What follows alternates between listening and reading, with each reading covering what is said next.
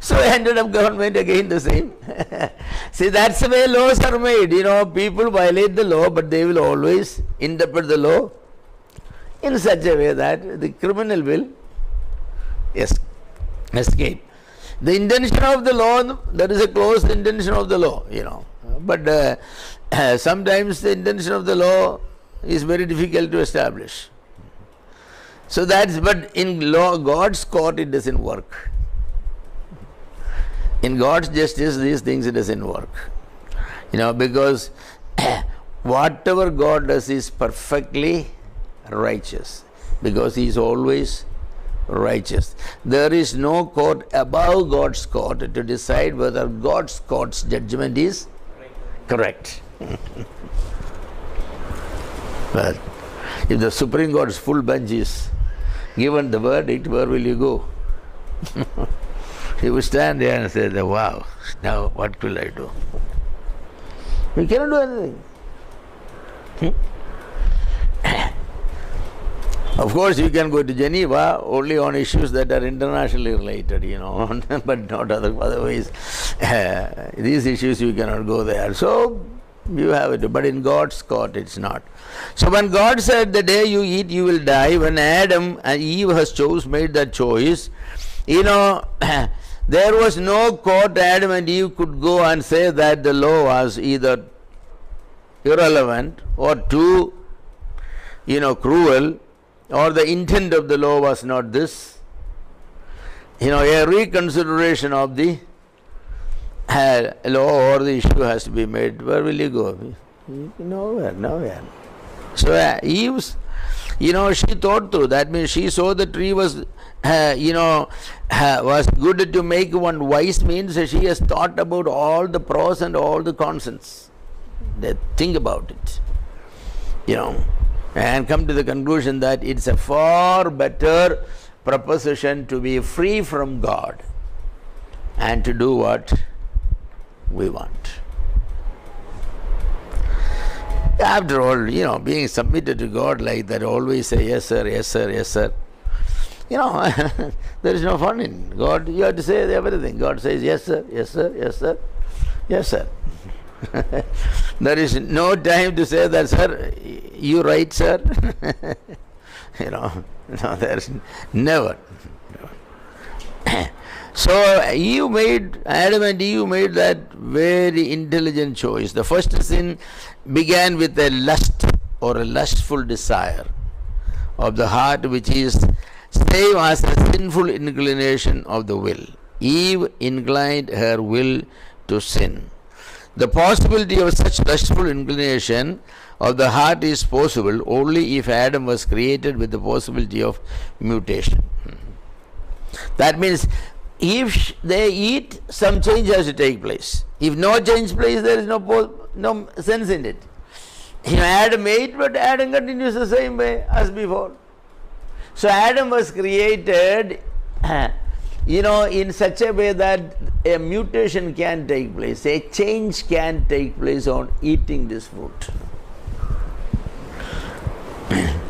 Many people think that the power was in the fruit. No, I think the fruit may have been a gooseberry or mulberry or any berries could be, or it could be an apple, as many people think, I don't know why most people think it is apple, because it's very attractive. Apple is very attractive, It could be any fruit.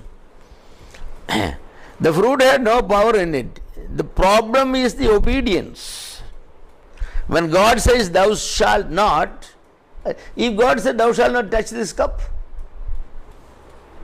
the day you touch, you will die, it would have happened. It is a response of man to the will of God. That is what it is. The fruit was just simply made as an object of that test. That's it. An object of that test. Today, children, when they don't obey, simple things, son, don't take that. The father said, he has the authority to say it. What does the child do? The child invariably will take it. That's for most.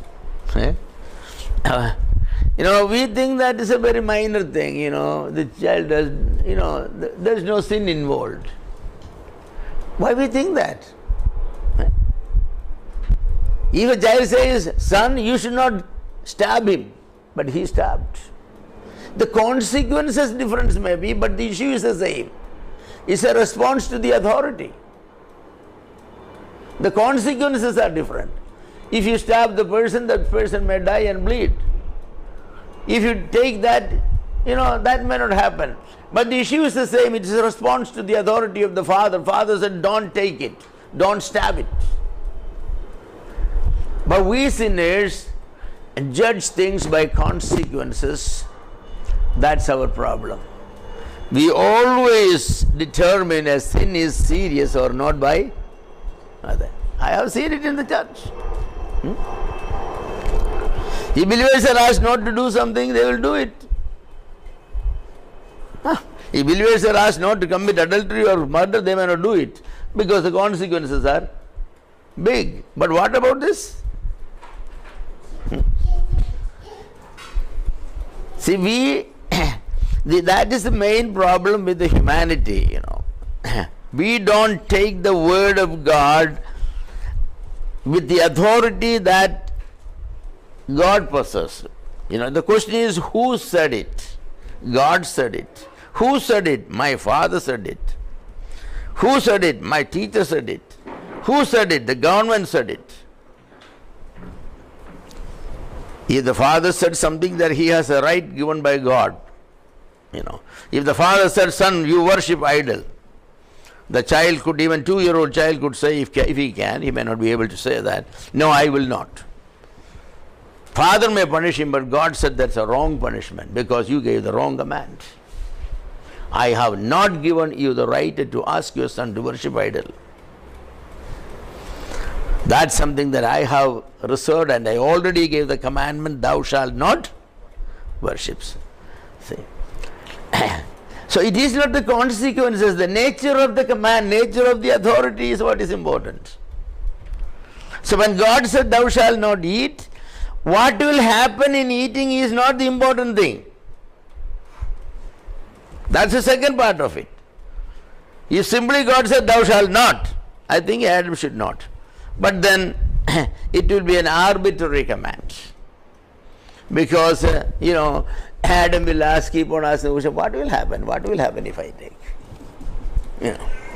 So God is so gracious, so He gave the reason also for it. And the reason is absolutely for the benefit of the person concerned. You should not eat it because if you eat, you will die. See that? But yet they weren't, because they understood fully what the meaning of death. They understood death means separation from God. That's exactly what we want. We are tied down in this garden. All that we have to do is what God wants us to do. We can never get out and do something that we want. Yeah. This is a sort of. People all wanted that. Even silly things. Somebody didn't have employment, somebody didn't have a job, there is no money to buy food for. So he went and, he saw a signboard saying a factory or something. So he went and asked, do you have any job that I could get? Yeah, sure. You willing to work? Yeah, I'm willing to work. I will give you this much money every day. Yeah. So the man took him to the roadside, and there was a whole lot of granites there, Asked him, you pick up one by one and put it on the other side of the road. So he was so excited because he didn't have any job. Now he had a job. So he finished, he went and said, sir, I have done it. So, you are excellently good. Now, you pick every one of those granites, put it on the other side again. So he was not very happy. He thought this manager is eccentric or something, So he put it back there, not with the same speed, little slower, but he put it and then came and reported, yeah, I have done it. He came back and said, good, you are a good employee. Huh? I like you. Why don't you now take every one of those pieces and put it on the other side? It's 8 hours job. So, he put it. And then lunch break came. He thought that maybe after lunch break the man will have some sense. So he said, sir, I have done it. He said, yeah, very good, very good. Now pick them up and put on the. The man said, are you crazy, eccentric? He walked away. So the man said, hey, listen, what job is to be done is decided by me. You are without job, right? You wanted job. I promise to give job and agree for the price. In the evening I will give you 300 rupees, 500 rupees, whatever may be. Huh? What difference it make for the same granite or another lot of granite? Does it make any difference for you? Huh? But see, man doesn't want to do it because he does not want to obey the will of the man. He should say that, well, that's very inconvenient for me. Now I know how to hold the stone and the stone have been picked up. I am very experienced. It's much easy. Hey, it's very easy all day, Give me a rupee. But he didn't want that. That's man's problem, that after sin, because he wants his own way. If the man has said that now pick up them and put it over there, 500 meters away, he would have done it. Probably. The thing is, obeying is not our cup of tea. That's not. We want to. What explanation you will say? He is eccentric. All day was picking it up. Again. So what is it? What is it? Somebody, a seminary graduate and all, he has a Master of Theology degree and an MA in the secular field, all went for an interview in a mission. He was applied for a mission job. An old man was interviewing him. Actually, that old man asked him to come 4 o'clock in the morning for interview. Early, it's a winter time. Extreme winter, when the wind factor is minus 23 degree. Extremely winter. The nearest railway station is 2 kilometers away. He had to walk the 2 kilometers. So the man, he came, and he walked all the way. And then he knocked on the door. The old man came and said, I will be back with you in half an hour. You sit there. It's an old, cold veranda where he has to sit, shivering. Then after half an hour, he came in. He said, so you wanted to serve the Lord? Yes, sir, I want to. What is your name? My name is John. Spell John. John. Good, very good, very good.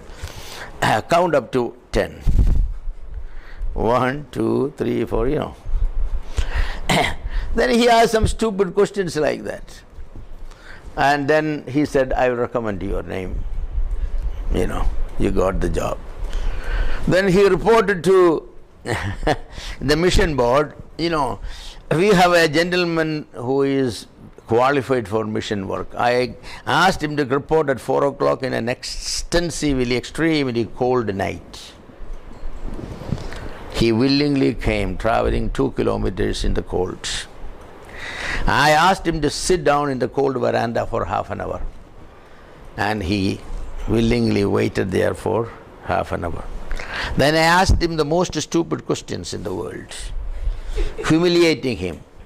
And he did not show any ill will or anything. He answered every one of those questions. And he is very polite. For every question he said, yes sir, thank you sir. Such a man we want. See, the test is, if it was another person when, at 4 o'clock walking up to there, let me see whether I can get another job. Sitting on the veranda, he will say that what this cruel fellow is. He will come and say, are you a Christian? Yes, I am a Christian. Don't you, then why you ask me to sit in a cold veranda? When asked me, what is your name? John. Spell John. What do you think that after, MA and THM, don't I know my name? You stupid. He won't get the job. He said, I did not ask you any difficult question. I only asked you some simple question, right? How can I ask simpler question than that? Your own name? And counting up to 10. But we don't like it, right? If you are asked in an interview like that, you will feel very humiliated. How long you will answer those things, or you get angry, because what do you think I am? God simply asked Eve to do something that doesn't cost her anything. Not eating doesn't cost anything.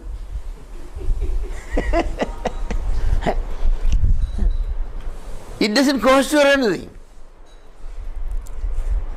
He didn't ask to climb on the coconut and take all the coconut, but don't touch on the coconut. It's not a difficult proposition. Don't eat the tree of life, the tree of knowledge.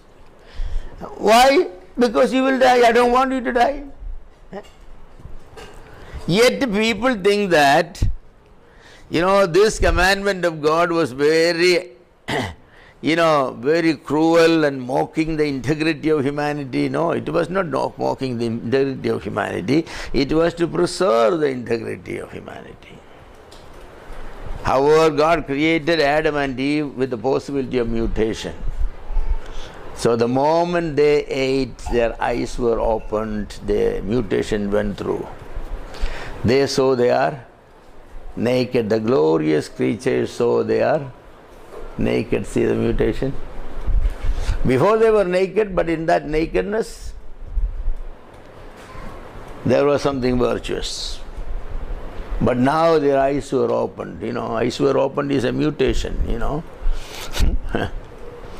Before their eyes were not closed, because she saw the fruit. If her eyes were closed, she won't see it. Her intelligence was very good because she saw the fruit, good to make her wise, very intelligent. But now their eyes were opened, but open means their eyes were opened in a new field. Before their eyes were opened in God's field. Now their eyes are opened towards man's field, but this field is lost.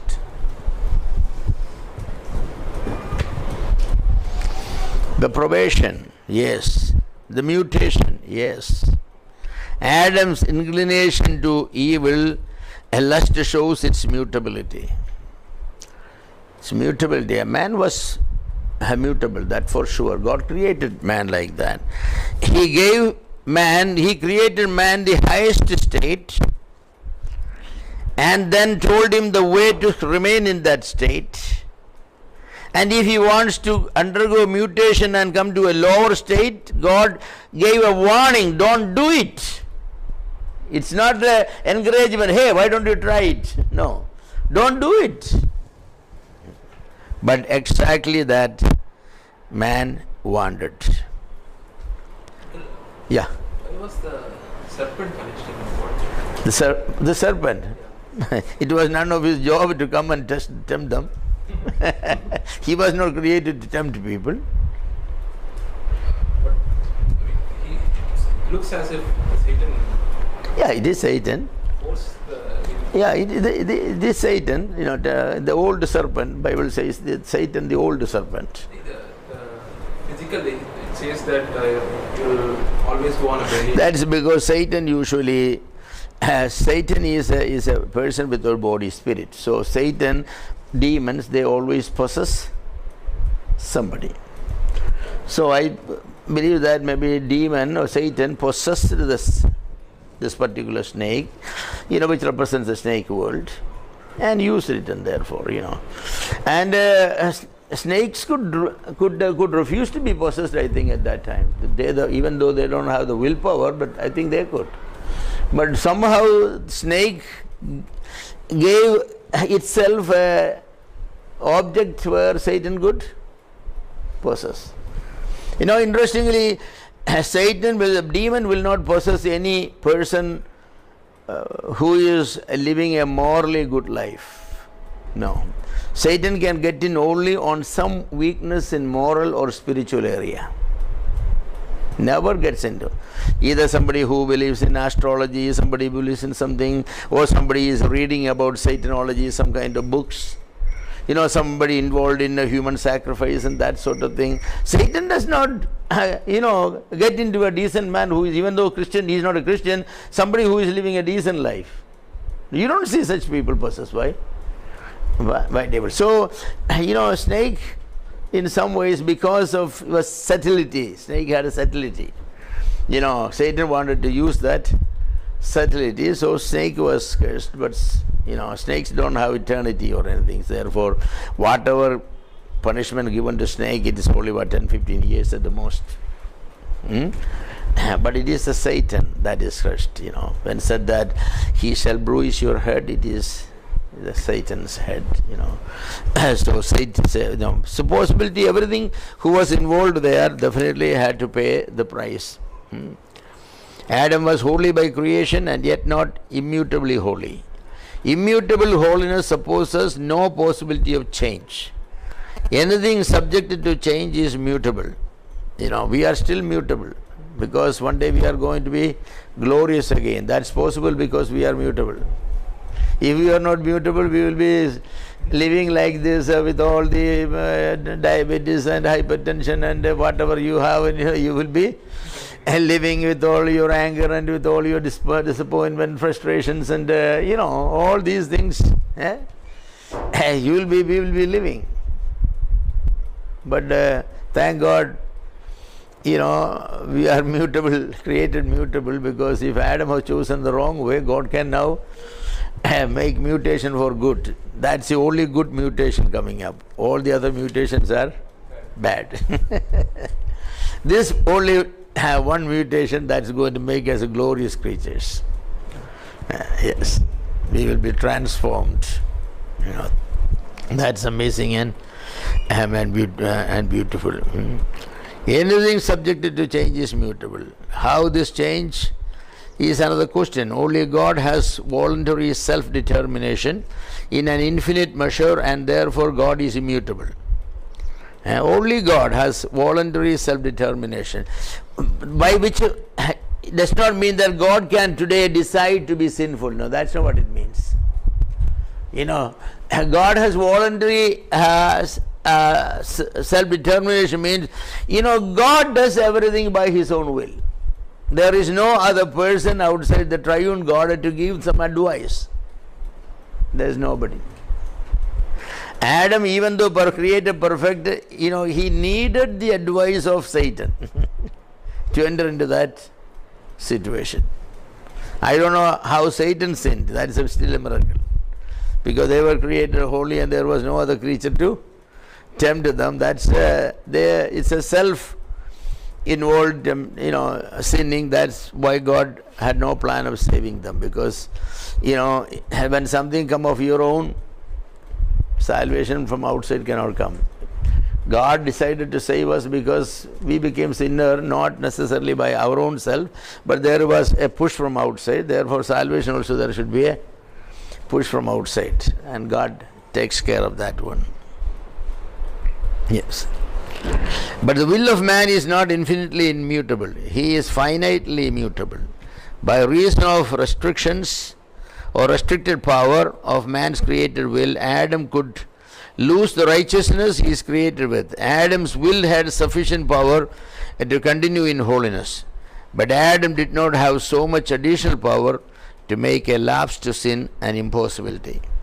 Adam cannot do anything in his power whereby he can eat this prohibited fruit and still be holy. He cannot. He cannot do that. He has to go through the consequences God had made. God, by His own creative will, made Adam's holiness and righteousness in such a nature that they could change on Adam's decision. Yes, that's the way it is. If Adam decided to eat the tree of life, Adam would have been confirmed in holiness with a higher glory. I'm sure. with a higher glory. But Adam chose for death. People commit suicide. How a sensible person can commit suicide? Suicide is the worst form of murder. But yet people are doing it. When some people, mental sickness and all do it, I can understand because their mind is not able to make proper. But somebody in sober mind committing suicide, it's possible because that's basically what man had done it, right? Adam and Eve, what did they do? They committed a spiritual suicide. They were created perfectly holy and righteous and all. They said, no, we don't want this condition, we wanted to die. So they died. The only difference is immediately physically they didn't die, therefore we won't call it a suicide, But spiritually speaking, it was a suicide because man was created to last forever with all the blessings. And he had no lack of anything. But yet he said, I don't want to live, I want to die. Means I don't want to be with God, I want to be away from God. That's a spiritual suicide man had done. From that day on, people are making spiritual suicide. All the atheists, agnostics, deists, materialists, communists, who else? They're all committing spiritual suicide. We don't want God. We don't want to be with God. We don't want anything to do with God. They basically say religion is the opium. In another sense, the good thing is bad for them. The good thing is bad for them. Of course, there are reasons saying that the religion was controlling people. Yes, religion is to control people. People are prone to evil. Control is good. Think of those communist countries where there is no control outside. What did they do? What did they do in Russia? What did they do in China? What did they do? They murdered millions of people. They take away God from their curriculum and all. They teach their children there is no God, there is no God, there is no God. What are they doing? So really, what is the opium? If religion taught there is God, their opium teaches there is no God, which is better. To tell people that there is a moral being who is totally righteous, totally loving, totally caring, totally sovereign, or to tell children that there is no such person who has morality or ethics or nothing, there is no morality, no ethics, you can do whatever you want. Right? People doesn't think that's the problem. The mutation. Adam ate.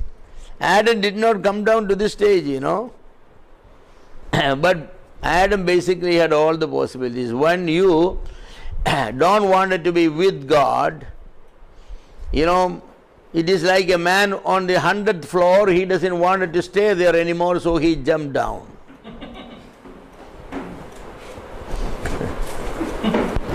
The fact that he crossed the first floor, second floor, third floor, fourth floor, fifth floor is not necessarily a willful choice of him.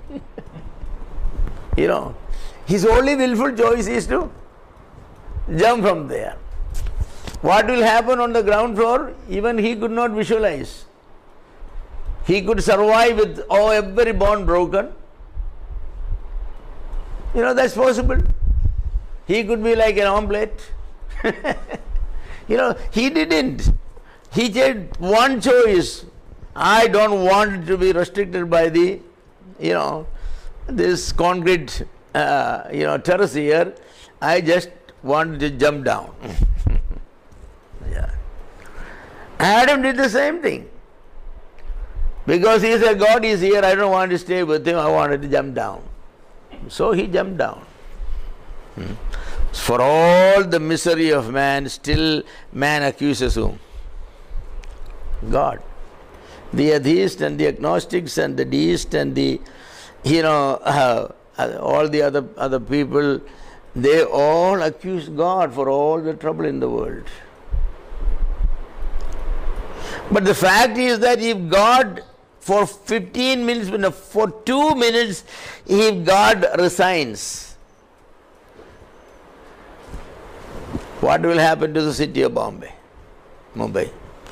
The New York City didn't have electricity for just something like 2 or 3 minutes, first time. And there were more people killed within that short time than the whole year.